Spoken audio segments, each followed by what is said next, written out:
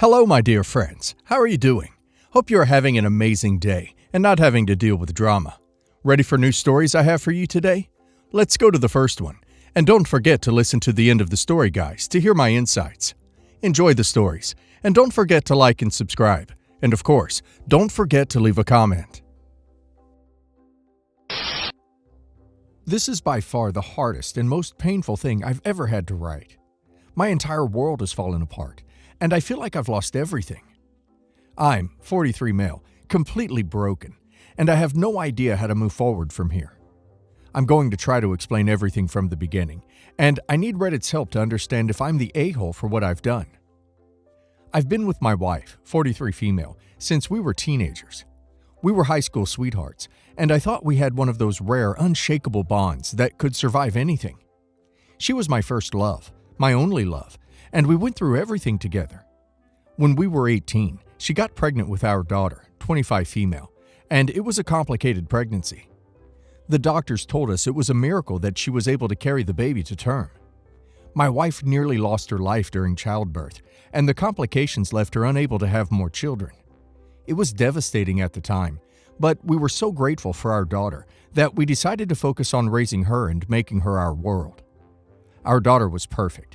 She was the light of our lives, smart, kind, and funny.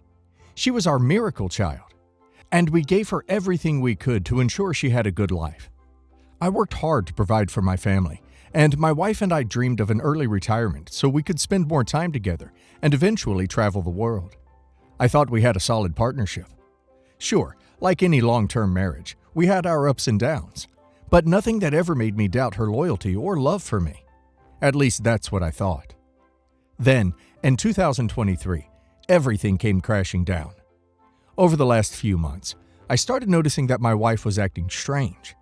She was on her phone more than usual, going out with friends I had never heard of, and spending weekends away. At first, I didn't think too much of it. She said she needed some time to herself, and I trusted her. But as time went on, I started getting this sick feeling in my gut. I didn't want to believe she could be cheating on me, but the signs were there, and I couldn't ignore them. One day, while she was out, I made the decision to log into her Facebook account. I know it was an invasion of her privacy, and I hate that I did it, but my gut was telling me something was wrong. What I found confirmed my worst fears. There were dozens of messages between her and a man she had been seeing behind my back. The messages made it clear that the affair had been going on for a long time, at least a year, and they were explicit, far more than I ever wanted to see. I felt sick. My wife, the woman I had been with for over 2 decades, was cheating on me with this guy, and to make matters worse, he wasn't anything special. He wasn't charming or even attractive. He was just some guy with a lot of money. It felt like the ultimate betrayal. Not only was she unfaithful, but it seemed like she was selling our marriage for the chance at a better lifestyle with someone else. In my shock and rage, I called my daughter and asked her to come over to the house immediately. I didn't explain why, but I told her it was urgent. She arrived about an hour later, looking nervous and confused. At the time, I didn't understand why she was acting that way, but now, in hindsight, it all makes sense. When my daughter arrived, I confronted my wife. I told her I knew about the affair, and to my surprise, she didn't even try to deny it. She just sat there, emotionless, while I laid everything out on the table. The more I talked, the more detached she seemed. Finally, she looked at me and said, "Are you really surprised? You've been emotionally checked out for years." Her words hit me like a ton of bricks. She went on to say that I was always more focused on work and our financial goals than on her, that I hadn't been affectionate or intimate in a long time, and that she felt neglected. I was stunned. Yes, I had been working hard, but it was always for us. Everything I did was for our future together, for our retirement, so we could enjoy life once our daughter was settled. But she didn't see it that way. To her, I had failed as a husband. Before I could even process what she was saying, my daughter exploded. She started yelling at my wife, calling her a W, and telling her she had destroyed our family. For a moment, I was grateful for my daughter's loyalty. I thought, at least I still had her. At least she was on my side. But then my wife turned to my daughter, and her voice was ice cold. "You really want to talk about loyalty?" she spat. Why don't you tell your father the truth?" I was confused. What truth? My wife looked me dead in the eye and said, "Your daughter has known about this affair for months. She didn't say anything because she's been taking money from him to keep quiet." I felt like the ground had been ripped out from under me. My own daughter, my miracle child, the person I had loved more than anything in the world, had known about the affair and said nothing. Worse, she's been accepting money from my wife's affair partner to stay silent. I looked at my daughter, hoping she would deny it, but she didn't. Instead, she burst into tears and started apologizing, saying she didn't know what to do, that she was caught in the middle, that she needed the money because she was struggling financially. But none of it mattered. The damage was done. My daughter, the one person I thought I could count on, had betrayed me just as deeply as my wife had. I couldn't take it anymore. I walked out of the house, got in my car, and drove. I didn't know where I was going. I just needed to get away. I eventually checked into a motel, and that's where I've been ever since. I've ignored every call and text from both my wife and my daughter. They've been bombarding me with apologies, excuses, explanations, but I don't want to hear any of it. I blocked them both on my phone. I don't want any contact with either of them. I feel like I've lost everything. The two people I love the most in the world, the people I would have done anything for, have destroyed me. And the worst part is, I don't even know if I can ever forgive them. My friends have been asking where I've been, and I haven't told them the full story yet. I'm too embarrassed, too heartbroken to admit what's happened. My parents are going to be devastated when they find out, and I'm dreading that conversation. I don't know how to explain any of this to them, or if I even want to. Right now, all I feel is anger and betrayal. I've spent my whole life working to provide for my family, sacrificing my own happiness for the sake of their future, and this is how they repay me. I don't know what to do next. Part of me wants to cut them off forever, to walk away and never look back. But another part of me wonders if I'm being too harsh. Should I at least hear them out? Should I try to mend things? Or is this betrayal too deep to ever come back from? So, Reddit. Am I the a-hole for walking away from my wife and daughter and cutting them out of my life? Should I give them a chance to explain? Or am I justified in never wanting to see them again? OP's wife's betrayal is bad enough, but daughter's involvement makes it even worse. Taking money to stay quiet? That's next-level betrayal. OP has every right to cut them off. They've shown their true colors, and they don't deserve OP's forgiveness. Not the a-hole. Your wife and daughter betrayed you in ways that are unimaginable. I can't believe your daughter, someone you raised and cherished, would do this to you. You've been more than patient and understanding. Sometimes, walking away is the only way to protect yourself. Stay strong. Not the a-hole. You were doing everything for your family, and they stabbed you in the back. Your wife's excuse about feeling neglected is just that, an excuse. Cheating is never justified. And your daughter? I can't even imagine how painful that must be. You have every right to take space and figure out what's best for you. Update. I wasn't sure if I was ever going to update, but after reading all the comments and receiving so much support, I feel like I owed it to myself and to all of you to share what happened next. After I made the decision to block both my wife and daughter, I spent a lot of time reflecting on everything that had happened. The betrayal, the lies, the emotional manipulation.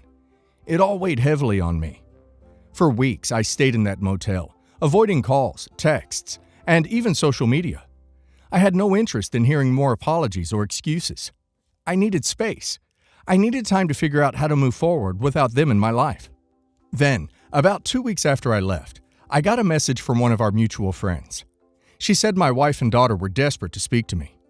At first, I ignored the message, but as time went on, I realized I needed closure. I couldn't just disappear forever without confronting them one last time. I didn't want them to think they had any power left over me. So I agreed to meet them. We arranged to meet at a neutral location, a small cafe far from our home. I arrived first, and as I waited, I mentally prepared myself for what was about to happen. I wasn't going to be swayed by tears or pleas. I knew exactly what I needed to say, and I was determined to stick to my decision. When they arrived, my wife and daughter looked exhausted. I started the conversation. I didn't come here to forgive you. I came here to make things clear. My wife tried to speak first, but I cut her off. I've made up my mind. I want a divorce. The words hung in the air, and for the first time since the entire mess began, my wife showed real emotion. She started to cry, but not in a way I expected. It wasn't sobbing or hysterics, just quiet, defeated tears. She knew this was coming, but it was clear that hearing me say it out loud was different. "I don't want to hear excuses," I continued. "I don't care about your reasons for cheating, or why you think it happened. You made your choices, and now I'm making mine. I can't stay married to someone who betrayed me the way you did. I deserve better than that." She nodded, still crying, but said nothing. It was the first time in a long time that I felt like I was in control of the situation. For months, I had been the one hurt, the one broken, but now I was the one calling the shots. I turned to my daughter, who was staring at her hands, unable to look at me. "As for you," I said, my voice shaking with anger and heartbreak, "I can't believe you did this. You were my miracle, my everything. And you knew about the affair? You didn't just keep quiet. You accepted money to stay silent. You betrayed me too." She started crying harder, trying to apologize again. "Dad, I'm so sorry. I didn't know what to do. I needed the money, and I didn't want to lose Mom." "I don't care about your excuses," I interrupted. "You were old enough to know better. You knew what you were doing was wrong, and you still chose to keep it a secret. You chose to protect her affair and take money from that man. I can't look at you the same way anymore." My daughter sobbed openly at this point, and it broke my heart to see her like that. But I reminded myself that this pain was something she had caused. She had made her bed, and now she had to lie in it. "I've made another decision," I continued. "I'm cutting you out of my will." Her sobbing stopped, and she looked up at me in shock. "What? Dad, no! Please don't do this! I'm your daughter!" "You were my daughter," I said coldly.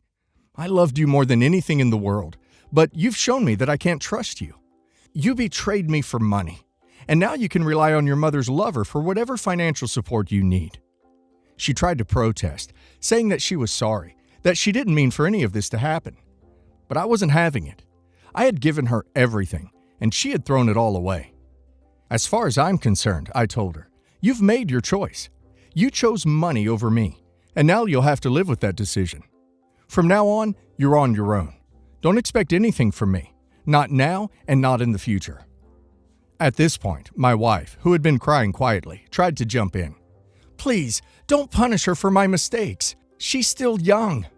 I turned to her. "This isn't about your affair. This is about trust, loyalty, and respect. Neither of you respected me enough to tell the truth, and now I'm done with both of you." There was nothing more to say after that. I stood up, paid for my coffee, and walked out. As I left, I could hear my daughter calling after me, but I didn't turn around. I kept walking, and for the first time in months, I felt a strange sense of peace. It's been a couple of weeks since that meeting, and I haven't heard from either of them since. I'm in the process of filing for divorce, and I've started making arrangements to change my will. I've spoken to my lawyer, and everything will be finalized soon. As for my daughter, I'm sure she's devastated, but I don't feel any sympathy. She made her choices, and now she has to live with them. I know some people might think I'm being too harsh, but after everything I've been through, I don't think I owe them anything anymore. My wife and daughter destroyed my trust, and I don't see a way to rebuild that. I'm moving on with my life, and I'm finally starting to feel free. A little background. I live in Central Europe. My mom is a native, while my dad is Indian. I was born and raised in my mom's country, but my dad made sure I went to India every other year for a couple of weeks at least. I'm not close to my relatives on my dad's side because I find them too nosy, but had to keep in touch because family. Now, when I'll be saying cousin, aunt, etc., I'll always be talking about my dad's family. I recently moved to the capital because of more lucrative job opportunities. Turns out my cousin's husband lives here. Yay! And my cousin and her twin toddlers will soon be coming here from India. The problem: my cousin's husband shares his flat with 3 other men, and this way he saves a lot of money and he can send it back home. He said he'll get a promotion in some months, but right now he can't afford to pay 100% of the rent on his own and still be able to send money to his family back home. Now, since I live in the same city, my cousin, her husband, and their entire family expect me to let my cousin and her children live with me from mid-November till early March, and they had already made their plans with this assumption in mind. I had no intention of letting my cousin and her kids live with me, So I told them that my rent is quite high, and I don't think my cousin's husband will be able to pay me half of it, plus eventual bills every month, and that they'd be better off getting a small apartment of their own. Guess what? My aunt had the nerves of telling me, "Family kiska leyi hadi hai." I probably butchered the spelling and pronunciation, but it means that's what family is for.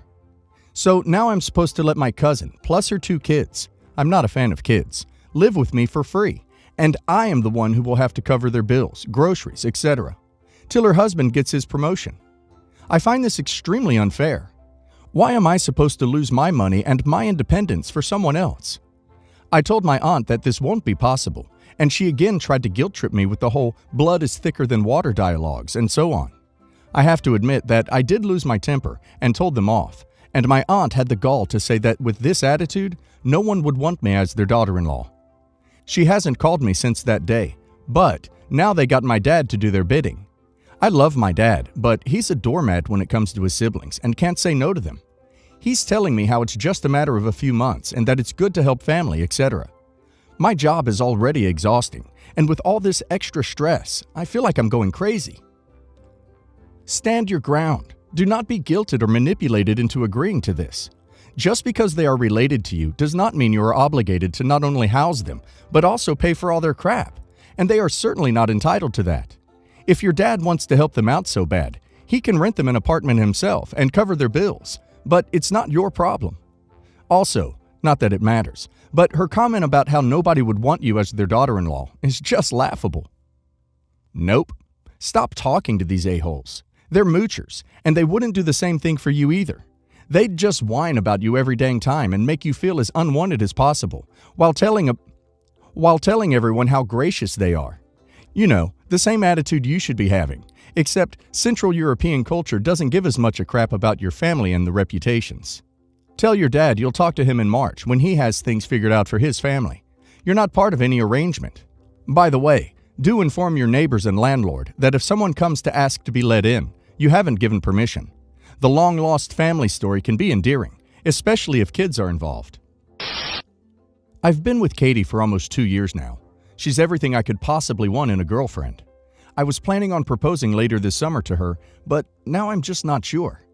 I made it very clear from the start of our relationship I want at least 1 child, and she told me she did too when she was a bit older. She'd like to be at least 25 when she has a child, and I agreed and said there was no rush for it. It's just becoming a father is something I definitely want to do. She also told me early in the relationship she's been on the contraceptive pill since she was 15 for hormonal acne. I told her that was fine and she could just come off the pill when she was ready, and then we could potentially start having a baby together. Earlier this year, end of December 2021, I brought up again that I'd like a child at some point, and Katie actually said she'd been thinking for a while of becoming off her birth control and trying for a baby with me. I was over the moon and incredibly happy, and so we decided to finally start trying properly. The first month in January, she got her period, and I was a little disappointed, but also know these things don't happen straight away. I have to be patient. But every month that's since gone by, and she still had a period. I felt more and more disappointed each time. We've tried everything, including tracking her cycle and having sex around her ovulation date, but it didn't seem to work. I've tried to keep my spirits up and support Katie, as she's also been kind of down about the whole thing. But I've kept reminding her it's only been 5 months now, and I'm sure she'll fall pregnant within a year or so. She's had a couple of late periods, and each time I've asked her to do a pregnancy test, and we've gotten the single line. It's crushed me a little bit inside. This brings me to today. Katie had woke up and once again had her period. I felt that pain in my chest, but put a sympathetic smile on for her and told her when it happens, so don't blame yourself. I went into the bathroom to get her some painkillers only to realize we didn't have any. I assumed she might have some in her purse, which was in the front room on the table. I opened her purse and picked up a little packet of pills. Only these weren't pain medicine. They were contraceptive pills. My heart sank as the box was empty. Yet in her purse, she had another box which was full. I took them to her and asked why she had these pills if she hadn't been taking the pill for almost 6 months now. She started to panic and tried to grab the boxes from me, saying she's so sorry and she can explain everything. But when I gave her a chance to do so, she couldn't at all. All she said was she wasn't ready for a baby yet. And when I asked her why she couldn't just tell me that, rather than have us both go through the pain every month she didn't conceive. She didn't have a reason. I told her it was fine if she changed her mind and wasn't ready, but she should have told me. I said I couldn't trust her anymore, and she's gone behind my back to hide something pretty big from me, and she got upset and said she's going to visit her mom for the day. I let her go, but since I've been home by myself thinking about this, I've realized how badly it's ducked me up. I always made sure she could tell me anything. I've never put pressure on her or shouted at her or done anything to make her feel otherwise. I just don't understand how she could have been taking these pills behind my back without telling me, while faking the disappointment I felt every month when she's got her period. I don't know where to go from here. As far as I'm concerned, I'm not going to propose in 3 months' time anymore. It's going to take a lot to build my trust back, and I don't know if she can. Not having a child is a deal breaker for me. It's just crappy, as I love this woman with my whole heart. I'm so hurt by this. So, I know quite a few people aren't going to be a fan of my opinion, but I think you should leave her. A lot of people here seem to be glossing over the fact that she completely lied and then faked all the disappointment, and then are blaming you for being hurt about the situation. You're allowed to be hurt, and so is she. Here's a deep reason, more focused on the topic.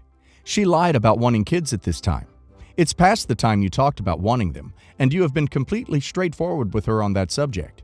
It's not that hard to tell someone that you have changed your mind and want to push it back a couple years. But here's the thing. Maybe she doesn't want kids at all, and that's also okay, but you want them. It's time to really put together if you are willing to potentially not have kids to be with her. Hey, my 2 cents. Get ducking married before you have kids. Stop pressuring her. You delaying the proposal and acting funny only makes her not want to tell you things. Don't pressure her and have a good heart-to-heart conversation about what she wants. If she doesn't want kids, only then decide to break up. So, I have some relatives who don't believe in birth control, strict Catholics, and have 12 children. The father is an actor and the mother is a school teacher. They rely on help from the church and wealthy families to make ends meet. I'll be honest, I don't like this aunt and uncle. I am an atheist, and although I don't agree with their religious views, I still respect them. I am not respected back. They constantly try to shove religion down my throat and tell me that I'm going to hell. They called me a moron for believing in evolution. Furthermore, they have a holier-than-thou attitude, even though they are and extremely homophobic.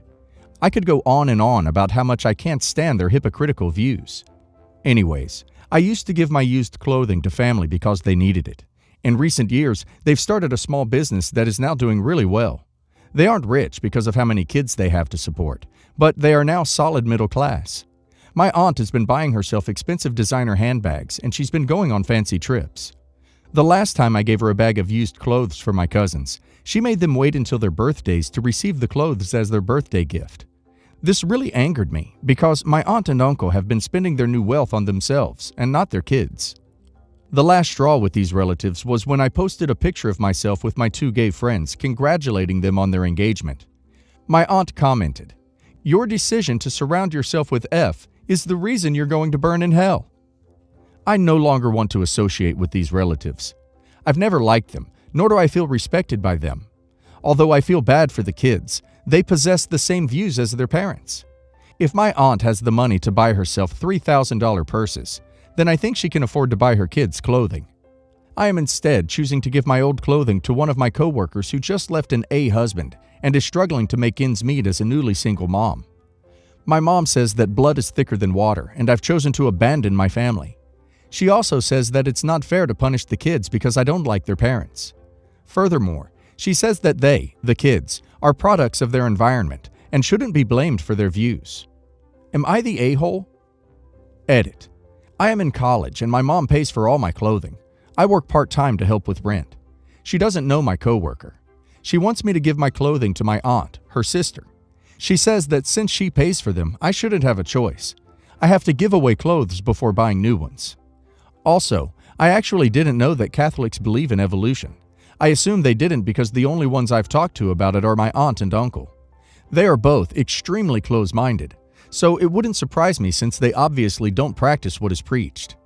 I'm not sure if this makes a difference, but my family is Hispanic. I'm actually trying to confirm with my mom that they indeed attend a Catholic church. Edit number 2. For people asking about what the kids are like, they aren't as bad as their parents. They and are very friendly. However, they are still against same-sex marriage and have very patriarchal views. This is what my mom is referring to when she said that they are products of their environment. They're happy and healthy, but kind of weird. I mean this in the sense that they all act way younger than they are. For example, the ones closer to my age, 20s, will laugh and freak out if you say the word S or P. They've grown up in a bubble, and it's not surprising. Final update. I have decided to stand my ground and give the clothing to my coworker. I do feel bad for the children and will try to reach out and explain to them why they will no longer be receiving stuff from me. For those telling me to split the donations between both parties, I truly feel as though the only way for my aunt to start spending on her kids instead of herself is if the charity train stops. I've gotten my mom to be okay with this. I've already blocked both my aunt and uncle on Facebook. My mom is actually planning to have a sit-down chat with said aunt to explain why I, and several other relatives, are cutting contact and not helping her anymore. Not the a-hole. The blood of the covenant is thicker than the water of the womb. Support those who are there for you. Your aunt and uncle obviously are not. Also, your mom's argument is bull. She might have bought the clothes, but they are yours. It's not like she is loaning them out to you or something. Not the a-hole. I get it. You don't want to punish the kids. But you aren't the one punishing the children. Their parents are. There comes a time in everyone's life where they have to distinguish themselves as an individual, separate from their families, and that doesn't always jive well. You also don't know if maybe one of those kids will turn out to be gay or non-binary or trans, and while they have their parents' beliefs now, they won't always. They might need you as an ally eventually. I come from a family who all worked their way up through apprenticeships to full-time work. They all had jobs with hard and physical labor, often working over 45+ hours a week. I'm the black sheep of the family because I was the only one out of cousins, aunties, siblings, parents, etc. to attend university. I was ridiculed through most of it. I heard the usual spiel about working your way up through a company and how a degree doesn't earn you skill. I busted my butt off at university, and I'm glad that I did. I am acclaimed in my unit of study and have had many studio offers made before I have even finished my degree. For context, I work in graphic design, programming, animation, development, etc. I'm seen as someone who just sits on a chair all day. Today, I got my first industry job. I worked freelance, and it is amazing. I love it there. I wanted my family to be proud, but they're all disowning and alienating me for sitting in an office all day with better hourly rates than they have after years in the trade. I feel terrible. I was really proud of myself and my portfolio. I've put endless hours and hard work into building my career, and I just feel completely shot down. I don't know how to approach my family about this, or if I should even bother. I was really proud of myself and my portfolio. And you should be. Don't let them tear you down from jealousy. But also, don't think that you can change them. Live for you and those who support your success. Those who don't support your success will only cause problems. They're jealous and are trying to pull you down. You earned what you have through hard work and skill in a very competitive field. Resenting someone for having something, not even because you want it for yourself, but simply because you don't want them to have it, is the most petty form of jealousy there is.